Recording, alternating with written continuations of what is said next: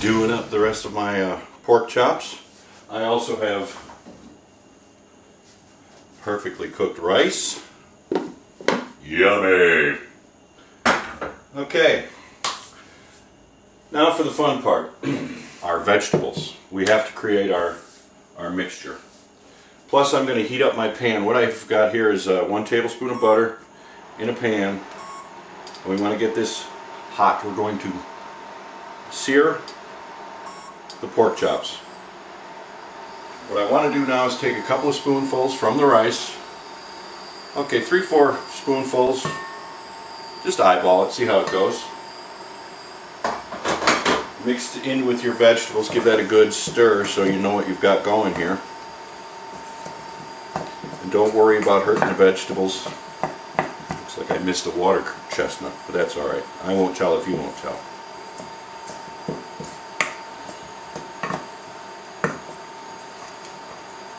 You know what, I'm going to hit that with just a pinch of salt, just so I feel a little bit better about what's going on in there. And then we can set these off to the side and make some room. Are these not cool? They came from Vegas. Look at the top on that. Ah, awesome. They came from Vegas, baby. That was before we were told by our president not to go to Vegas. We went anyway. It was after he said that. My wife and I celebrate our anniversary down there. I'm adding some olive oil to the getting ever hotter pan. Okay, off to the side with the veggie mixture. Retrieving the pork chops once again. In fact, let's just shut that off. I don't like burnt butter. Burnt butter is not better butter. I'm going to go ahead and start with the original pork chop that we started with. This was the first one I cut for you. Okay, as best you can, mixture inside. And don't worry about cross-contamination here, because we will be using this mixture for all of the pork chops. Go ahead and get it good and filled. Get in as much in there as you can. Find all the corners of that pocket. Make sure you get some of each and every vegetable. So now that I've done that, I can actually get one more scoop in there. And you can go ahead and scrape the edges. You don't have to if you don't want to. I'm going to go ahead and lower one in there, see what happens. If we get the sizzle, we're good to go. There it is. You hear that? Can you hear that? Now once you've placed these, this is a non-stick pan. Once you place them, pretty much leave them alone. They will tell you when it's time to take them off.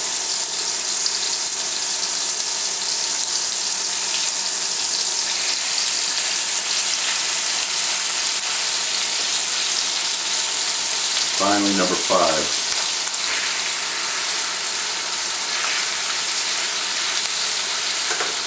Remember, cook with your nose.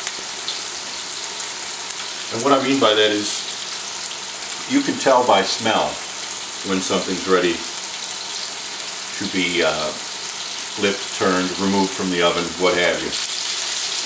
Okay, got some cleanup done, and I believe my chops will be ready to turn.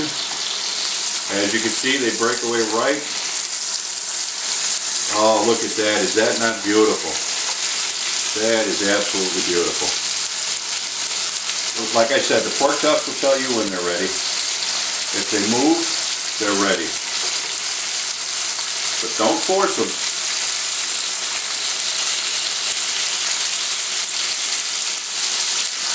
Because you don't want to break the surface and ruin the visual, as it were.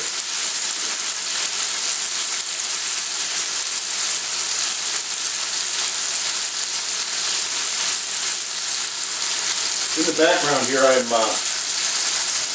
heating up my glaze, because I'll be putting it on as soon as I'll be putting a layer down on the sheet pan and a layer on top of each of the chops. So it's got to be good and warm because again, I don't want to cool down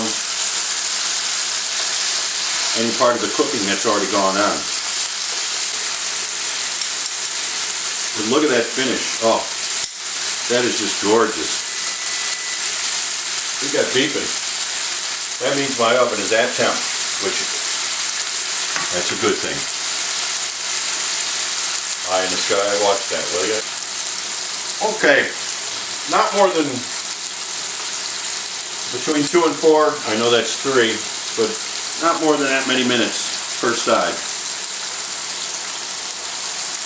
A little bit longer. That one actually let go, but I want to give that one a little bit longer because it's just a little bit light.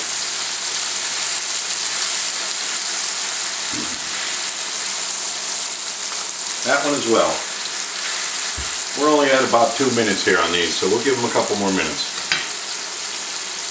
And in the meanwhile, I've stopped the heat on the glaze because you don't want that to get too thick before you put it on here, on the pork chop.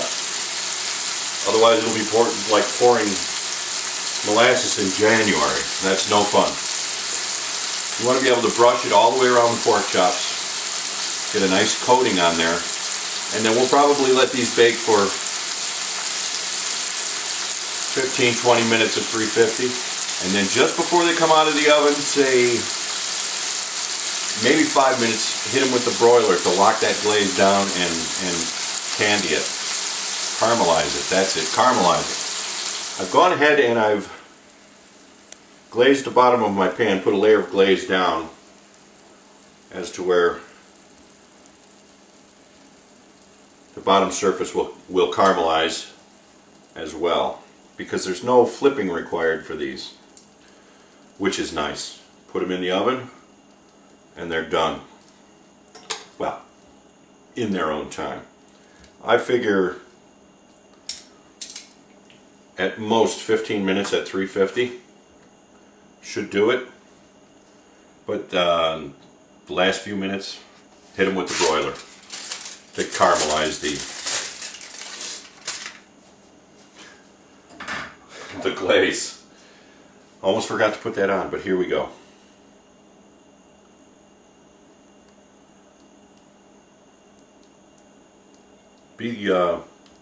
Don't be sparing. I was going to say be liberal again, but please never be liberal. Be generous. There you go. These are going to be wonderful. I'm going to save just a touch in case we need a second coating. Shiny side up to reflect a little bit of the heat, and don't worry about the sauce getting on the tin foil. What are you going to do? It's cooking. It is by nature messy. And finally, it looks like our pork chops are ready to come out of the oven / broiler. They look wonderful. The glaze is caramelized on top of the chops just remarkably. Just gorgeous. I hope the eye in the sky is really catching it. I know I mentioned the eye in the sky quite a bit, but that's because it's tough doing this alone. No camera people. So what I've done is I've taken some more vegetables, chopped those up. I've taken the leftover rice that I have and give that a nice swoosh around in there. I'm going to place the chops on top of the rice bed that I've created here in such a way that they're pretty, because visual is just as important as any of the other senses when it comes to food. And let me tell you, this is a dish to behold. Grab my pot holder, get rid of this here, slide that off to the side over here. You didn't hear that.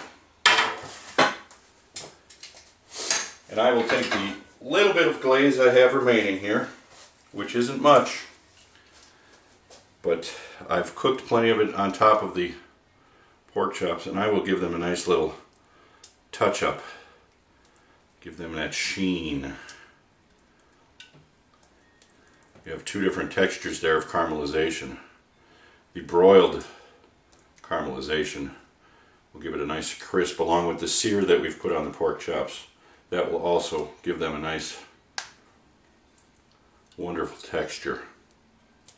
Nice crispy outside, juicy, and done on the inside. Oh, that's just beautiful. Use every drop of this stuff. I mean, it's good stuff right there. Okay. Once again, it appears that the eye in the sky has let us down. Hopefully we got enough of that, but let me show you. In fact, let's get hog wild and be our own cameraman. What do you say? Ooh. Hello there. Let me show you my pork chops, okay?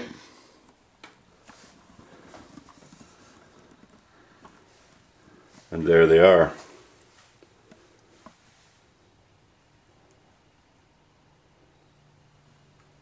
Stuffed.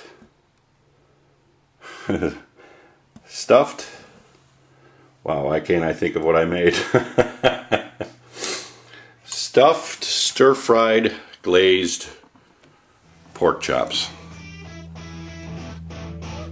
It's going to be amazing. But this has been Cooking Right with Darwin. I'm Darwin, and I thank you for watching.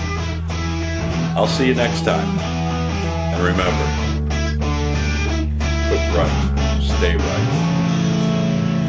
Bye-bye now.